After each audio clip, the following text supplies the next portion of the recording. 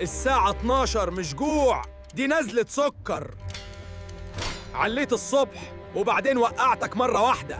كرواسون، دونت، توست بالمربى بيدوك طاقة بسرعة، بس دي طاقة بتجري وتسيبك. أول ساعتين السكر بيعلى زي السهم، تحس إنك جامد وصاحي، بس دي حركة.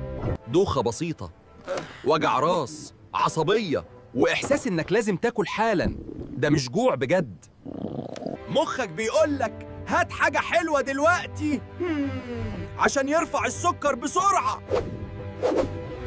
البروتين بيهدي السرعة، أيوة، يخلي طاقتك ثابتة والجوع يجي واحدة واحدة.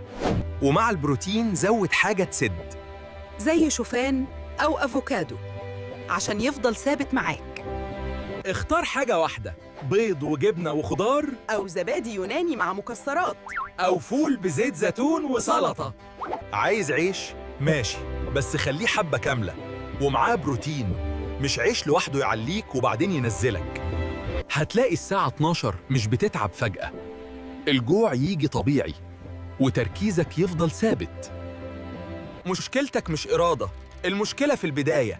ظبط فطارك وهتكمل يومك من غير جوع مفاجئ.